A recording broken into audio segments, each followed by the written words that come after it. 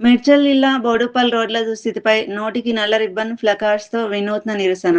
కాంగ్రెస్ ప్రభుత్వం వచ్చాక బోడుప్పల్ రోడ్లు అధ్వాన్నంగా తయారయ్యాయని, ట్రాఫిక్ జామ్‌తో ఉదయం స్కూలుకు వెళ్లే విద్యార్థులు, తల్లిదండ్రులు తీవ్ర ఇబ్బందులు ఎదుర్కొంటున్నారు. మరో పక్కన వైన్ షాపుల ముందు విపరీతంగా ట్రాఫిక్ సమస్యలతో జనం ఇబ్బందులు పడుతున్నారని కంటెస్టెడ్ కార్పొరేటర్ ప్రగతి అన్నారు.